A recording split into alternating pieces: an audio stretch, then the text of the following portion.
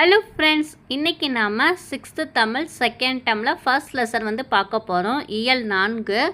ஏற்கனவே ஃபஸ்ட் டேர்மில் இருக்க 3 லெசன் ஃபுல்லாக இலக்கணம் வரைக்கும் கம்ப்ளீட் பண்ணி வீடியோ போட்டுட்டேன். நீங்கள் இன்னும் பார்க்கல அப்படின்னா அந்த வீடியோலாம் பார்த்துருங்க. ஃபஸ்ட் டேர்ம் வந்து ஒரு 1.5 மணி நேரத்தில் படித்து முடிச்சிடலாம். இப்போ செகண்ட் டேர்ம் பார்க்கலாம். ஃபர்ஸ்ட் லெசன் நமக்கு என்னென்ன டாப்பிக்கில் இருக்குது அப்படின்னு சொல்லி பார்த்துடலாமா? இயல் 1 கண்ணென தகும் அப்படின்னு சொல்லி கொடுத்துருக்காங்க. இதில் ஃபர்ஸ்ட் நம்ம கொடுத்துருக்க செய்யுள் என்ன அப்படின்னா மூதுரை. மூதுரை எழுதுனது யார்? ஔவையார். இதில் என்ன சொல்லியிருக்காங்க அப்படின்னா கல்விக்கு எல்லை இல்லை அப்படின்னு சொல்லியிருக்காங்க. கல்வியை தவிர மற்ற எல்லாத்தையுமே வந்து மற்றவங்கனால கைப்பற்றிக்க முடியும். இப்போ நம்ம வந்து ஒரு பணம் வச்சுருந்தோம் அப்படின்னா அது மற்றவங்க நம்மக்கிட்ட இருந்து எடுத்துக்க முடியும், இல்லை அதை அழிக்க முடியும். ஆனால் நம்ம எவ்வளோ படிப்பு படிச்சிருந்தாலும் அதை வந்து மற்றவங்களால கைப்பற்ற முடியாதா அப்படின்னு சொல்லி தான் இந்த லைனில் வந்து சொல்லியிருக்காங்க. கல்வியை பிறரால் கைப்பற்றவோ அழிக்கவோ முடியாது அப்படின்னு சொல்லியிருக்காங்க. நெக்ஸ்ட்டு மன்னனும் மாசற கற்றோனும் சீர்தூக்கின் மன்னனின் கற்றோன் சிறப்புடையன் மன்னர்க்கு தன் தேசம் அல்லாமல் சிறப்பில்லை கற்றோருக்கு சென்ற இடமெல்லாம் சிறப்பு அப்படின்னு சொல்லி ஔவையார் வந்து ஒரு பாடல் வரிகள் நம்ம கொடுத்துருக்காங்க. இப்போ இதுக்கான பொருள் என்ன அப்படின்னா, ஒரு நாட்டாளுற அரசன் இருக்காங்க, அப்புறம் குற்றம் இல்லாமல் படித்தவங்க 2 பேர் இருக்காங்க. அவங்க 2 பேர்த்தையும் நம்ம ஒப்பிட்டு பார்த்தோம் அப்படின்னா 2 பேர்த்தில் யார் சிறப்பானவங்க அப்படின்னா மன்னர் கிடையாது. ஏன்னா மன்னருக்கு வந்து அவனோட தேசம் மட்டும்தான் சிறப்பாக இருக்கும். இதுவே நம்ம படிச்சிருந்தோம் அப்படின்னா அவன் எங்கெங்கே போகிறானோ அது எல்லாமே சிறப்பு தான், அவனுக்கு அந்த இடம் ஃபுல்லுமே அவனுக்கு சிறப்பு தான். ஸோ கற்றவனுக்கு தான் சிறப்பு அதிகம் அப்படின்னு சொல்லி இந்த பாட்டில் வந்து ஔவையார் வந்து சொல்லியிருக்காங்க. இப்போ சொல்லும் பொருளும் பார்த்துடலாம். மாசற அப்படின்னா குற்றம் இல்லாமல், சீர்தூக்கின் அப்படின்னா ஒப்பிட்டு ஆராயிறது. இப்போ இங்கே கொடுத்துருக்காங்கல்ல, மன்னனும் மாசற கற்றோனும் சீர்தூக்கின் அப்படின்னா மன்னனையும் குற்றம் இல்லாமல் கற்றவனையும் சீர்தூக்கி பார்த்துருக்காங்க, ஒப்பிட்டு பார்த்துருக்காங்க. தேசம் அப்படின்னா நாடு. இது வந்து நம்ம எல்லாத்துக்கும் தெரிஞ்சது தான். பொருள் வந்து அதான் கொடுத்துருக்காங்க, பார்த்துக்கோங்க. நான் ஃபஸ்ட்டு ஸ்டார்டிங்லேயே சொல்லிட்டேன், இந்த நூலோட ஆசிரியர் யார்? ஔவையார். அவர் என்னென்ன எழுதியிருக்காங்க அப்படின்னா ஆத்திச்சூடி, கொன்றை வேந்தன், நல்வழி. நம்ம நேற்று வீடியோவில் தான் பார்த்தோம் அறிவியல் ஆத்திச்சூடி அப்படிங்கிறதுல. ஆத்திச்சூடி அப்படின்னாலே அகர வரிசையில் நமக்கு அறக்கருத்துக்களை சொல்கிறது அப்படின்னு சொல்லி ஆத்திச்சூடி எழுதுனது ஔவையார் அப்படின்னும், புதிய ஆத்திச்சூடி எழுதுனது பாரதியார் அப்படின்னும், அறிவியல் ஆத்திச்சூடி எழுதுனது நெல்லை சூமுத்து அப்படின்னும் பார்த்தோம். இன்றைக்கு ஆத்திச்சூடி ஔவையார் அப்படின்னு சொல்லி வந்திருக்கு. இந்த மாதிரி நம்ம படிக்கும்போதே அப்பப்போ வந்து லிங்க் பண்ணி படிச்சுக்கிட்டோம் அப்படின்னா நமக்கு எப்போவுமே மறக்கவே மறக்காது. இதே மெத்தடை நீங்களும் ஃபாலோ பண்ணி படிச்சுக்கோங்க. மூதுரை அப்படிங்கிறதுக்கு என்ன பொருள் அப்படின்னா மூத்தோர் கூறும் அறிவுரை அப்படின்னு சொல்லி பொருள். மூதுரை அப்படிங்கிறதுக்கு மூத்தோர் கூறும் அறிவுரை அப்படின்னு சொல்லி பொருள். சிறந்த அறிவுரையை கூறனால இதுக்கு வந்து மூதுரை அப்படிங்கிற பேர் வந்து வந்துச்சு. இதில் மொத்தம் எத்தனை பாடல் இருக்குது அப்படின்னா 31 பாடல் இருக்குது. மூதுரையில் மொத்தம் 31 பாடல் இருக்குது அப்படின்னு சொல்லி ஞாபகம் வச்சுக்கோங்க. மூதுரை 30, அப்போ அது கூட 1 மட்டும் சேர்த்தோன்னா 31 அப்படின்னு சொல்லி ஞாபகம் வச்சுக்கலாம். அடுத்து மதிப்பீடு. சரியான விடையை தேர்ந்தெடுத்து எழுதுக. மாணவர்கள் நூல்களை டேஸ் கற்க வேண்டும். மாசற, அதாவது மாசற அப்படின்னா குற்றம் இல்லாமல் கற்கணும். இடமெல்லாம், இடம் ப்ளஸ் எல்லாம். மாசற அப்படிங்கிற சொல்ல பிரித்து எழுதும் போது மாசு ப்ளஸ் அற, குற்றம் ப்ளஸ் இல்லாதவர், குற்றம் இல்லாதவர், சிறப்பு ப்ளஸ் உடையார், சிறப்புடையார். அவ்வளோதான், இதோட நமக்கு மூதுரை முடிஞ்சு. அடுத்து துன்பம் வெல்லும் கல்வி. இதில் ஃபுல்லாக நம்ம கல்வி பற்றி தான் பார்க்க போகிறோம். இதில் யாரோட பாடல் வரிகள் நம்ம கொடுத்துருக்காங்க அப்படின்னா பட்டுக்கோட்டை கல்யாண சுந்தரத்தோட பாடல் வந்து கொடுத்துருக்காங்க. பாட்டை பார்த்துடலாம். ஏட்டில் படித்ததோடு இருந்து விடாதே, நீ ஏன் படித்தோம் என்பதையும் மறந்து விடாதே, நாட்டின் நெறி தவறி நடந்து விடாதே, நம் நல்லவர்கள் தூற்றும்படி வளர்ந்து விடாதே. இது வந்து நமக்கு ஈஸியாக புரிகிற மாதிரி தான் இருக்குது. மூத்தோர் சொல் வார்த்தைகளை மீறக்கூடாது, பண்பு முறைகளிலும் மொழிதனிலும் மாறக்கூடாது, மாற்றார் கைப்பொருளை நம்பி வாழக்கூடாது, தன் மானம் இல்லா கோழையுடன் சேரக்கூடாது, துன்பத்தை வெல்லும் கல்வி கற்றிட வேணும், நீ சோம்பலை கொள்ளும் திறன் பெற்றிட வேணும், வம்பு செய்யும் குணம் இருந்தால் விட்டிட வேணும், அறிவு வளர்ச்சியிலே வான் முகட்டை தொட்டிட வேணும், வெற்றி மேல் வெற்றி வர விருது வர பெருமை வர மேதைகள் சொன்னது போல் விளங்கிட வேண்டும், பெற்ற தாயின் புகழும் நீ பிறந்த மண்ணின் புகழும் வற்றாமல் உன்னோடு வாழ்ந்திட வேண்டும் அப்படின்னு சொல்லி கொடுத்துருக்காங்க. இந்த லாஸ்ட்டில் இருக்க லைன்ஸ் வந்து கொஞ்சம் நல்லா பார்த்து வச்சுக்கோங்க. இந்த லைன்ஸ் கொடுத்து கூட நமக்கு வந்து இது எழுதுனது யார் அப்படின்னு சொல்லி கேட்குறதுக்கு சான்ஸ் இருக்குது. பட்டுக்கோட்டை கல்யாண சுந்தரம். சொல்லும் பொருளும் பார்த்தலாம். தூற்றும்படி அப்படின்னா இகழும்படி, மூத்தோர் பெரியோர், மேதைகள் அப்படின்னா அறிஞர்கள், மாற்றார் அப்படின்னா மற்றவர், நெறினா வழி, வற்றாமல் குறையாமல். இதில் நெறி அப்படிங்கிறத நல்லா பார்த்து வச்சுக்கோங்க. நெறினா வழி. பாடலின் பொருள் வந்து நமக்கு ஈஸியாக புரிகிற மாதிரி தான் இருக்குது. ஸோ அது வந்து பிரச்சனை இல்லை. நெக்ஸ்ட்டு பார்த்தீங்கன்னா, எளிய தமிழில் சமூக சீர்திருத்த கருத்துக்களை வலியுறுத்தி பாடியவர் யார் அப்படின்னு சொல்லி அடிக்கடி கேட்டிருக்காங்க. அது யார் அப்படின்னா பட்டுக்கோட்டை கல்யாண சுந்தரம். நெக்ஸ்ட் லைன் பாருங்கள், திரை இசை பாடல்களில் உழைப்பாளிகளின் உயர்வை போற்றியவர். இந்த மாதிரி சினிமா பாட்டில் வந்து உழைப்பாளி உயர்வை போற்றி பாடியவர் யார் அப்படின்னா பட்டுக்கோட்டை கல்யாண சுந்தரம். எக்ஸாமில் போய் நமக்கு இது குழப்பறதுக்கு சான்ஸ் இருக்குது. இதை எப்படி நம்ம ஈஸியாக ஞாபகம் வச்சுக்கலாம் அப்படின்னா, சந்திரமயி படத்தில் கூட அந்த தேவுடா தேவுடா லைன்ஸ் அந்த பாட்டில் கூட ஒரு லைனில் வரும், எந்த தொழில் செய்தால் என்ன செய்யும் தொழில் தெய்வம் என்று பட்டுக்கோட்டை பாட்டில் சொன்னானே அப்படின்னு சொல்லி வரும். அதில் ஃபுல்லுமே பார்த்திங்கன்னா அந்த துணி துவைக்கிறவங்க, முடி வெட்டுறவங்க, இந்த மாதிரி வந்து உழைப்பாளிகளை பற்றி தான் லைன்ஸ் வந்திருக்கும். ஸோ அதையும் நம்ம லிங்க் பண்ணி படிச்சுக்கிட்டோம் அப்படின்னா நமக்கு பட்டுக்கோட்டை அப்படிங்கிறது மறக்கவே மறக்காது. பட்டுக்கோட்டை கல்யாண சுந்தரத்தோட சிறப்பு பெயர் என்ன அப்படின்னா மக்கள் கவிஞர். ஏன்னா மக்களை பற்றி உயர்வு, அவங்களோட வேலைகளை பற்றி உயர்வாக சொல்லியிருக்காரு. ஸோ அதனால் இவருக்கு வந்து சிறப்பு பெயர் என்ன அப்படின்னா மக்கள் கவிஞர். இந்த மாதிரி லிங்க் பண்ணி படிச்சுக்கிட்டோம் அப்படின்னா தான் நமக்கு கன்ஃபியூஸ் ஆகாமல் இருக்கும். ஏன்னா நம்ம எக்ஸாமுக்கு போகும்போது இவர் ஒரு ஆளை பற்றி மட்டும் படிச்சுட்டு போகிறது கிடையாது. 6th-லேருந்து 12th வரைக்கும் நம்ம நிறைய பேர்த்த பற்றி படிக்க போகிறோம். ஸோ நமக்கு மொத்தமாக போட்டு கேட்டாங்க அப்படின்னா கன்ஃபியூஸ் ஆகிடும். இந்த மாதிரி படிக்கும் போதே லிங்க் பண்ணி படிச்சுக்கோங்க. மக்களோட உழைப்பை வந்து உயர்வாக பாடியிருக்காரு. ஸோ அதனால் இவர் வந்து மக்கள் கவிஞர் அப்படின்னு சொல்லி ஞாபகம் வச்சுக்கோங்க.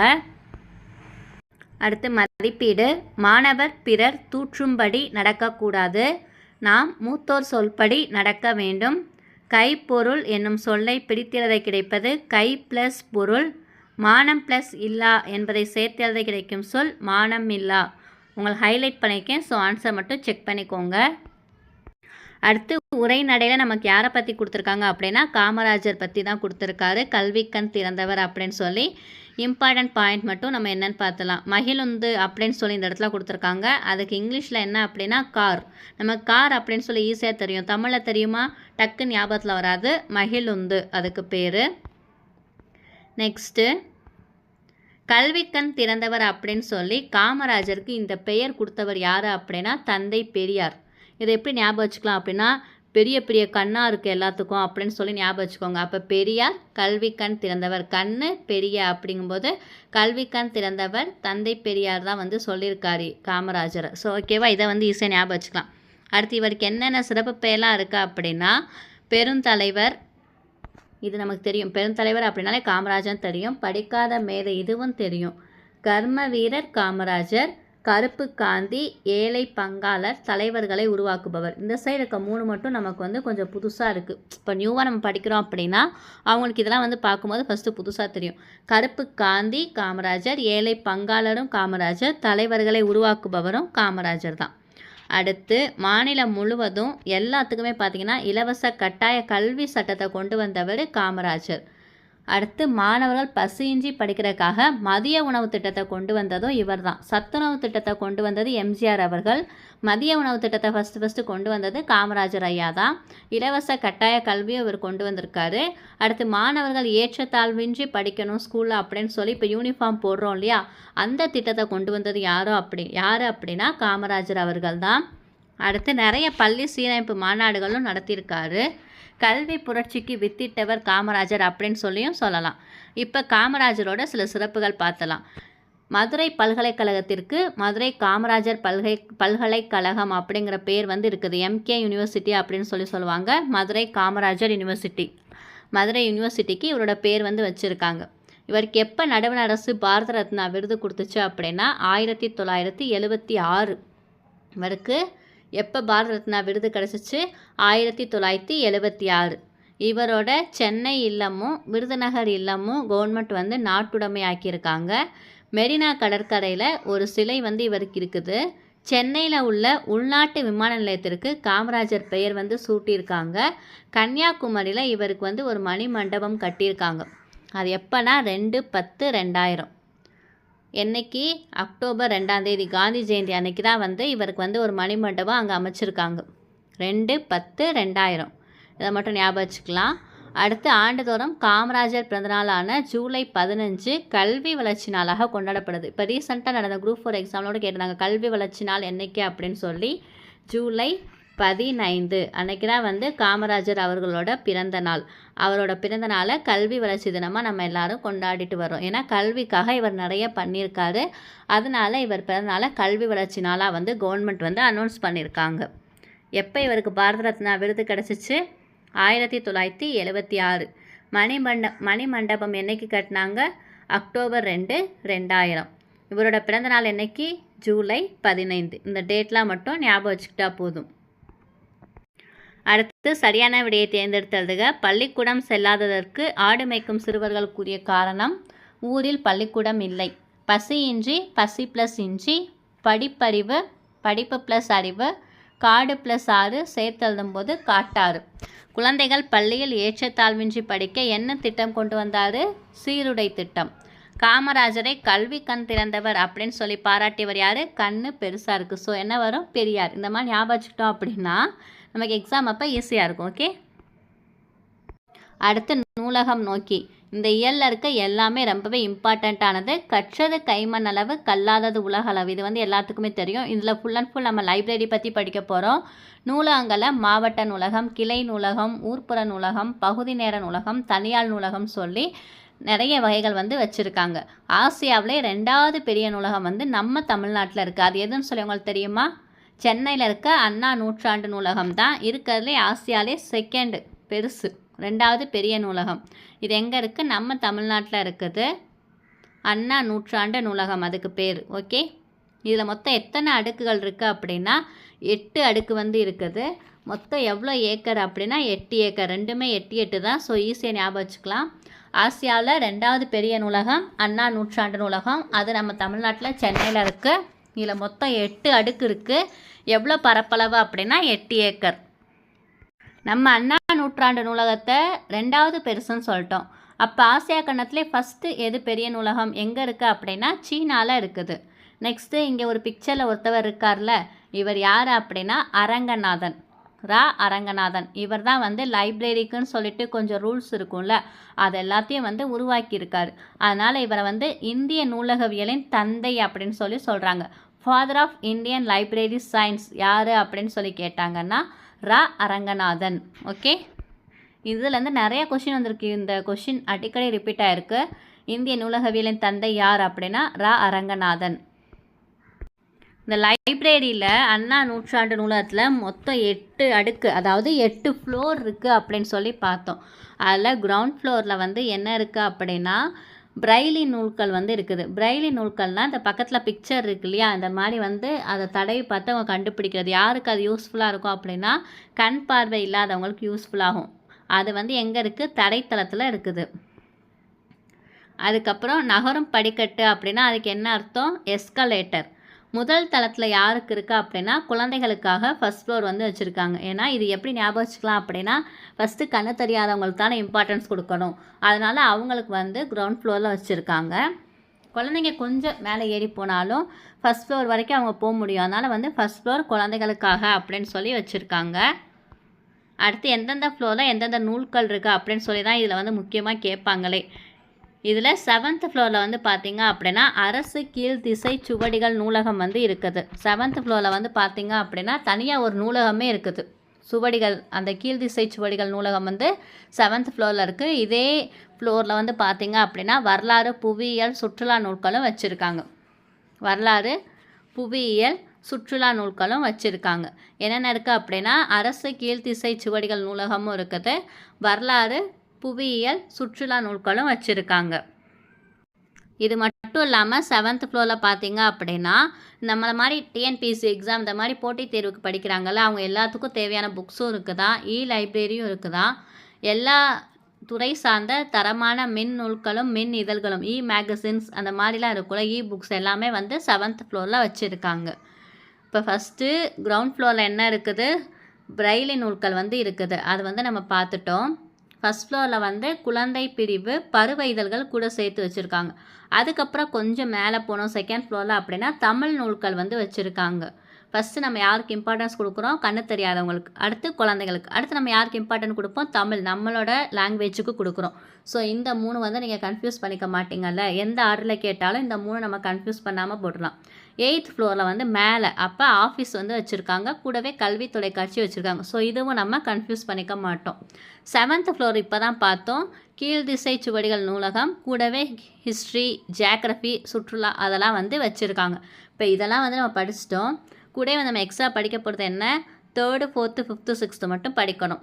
3rd ஃப்ளோரில் பார்த்தீங்க அப்படின்னா என்னென்ன இருக்குது அப்படின்னா கணினி அறிவியல், தத்துவம், அரசியல் நூல்கள் வந்து இருக்குது.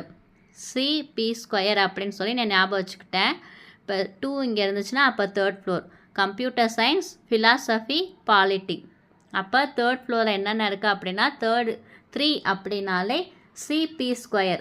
அப்போ கம்ப்யூட்டர் சயின்ஸ், ஃபிலாசபி, தத்துவம், பாலிட்டி அரசியல் நூல்கள். இதோட வந்து 3rd ஃப்ளோர் முடிஞ்சிருச்சு.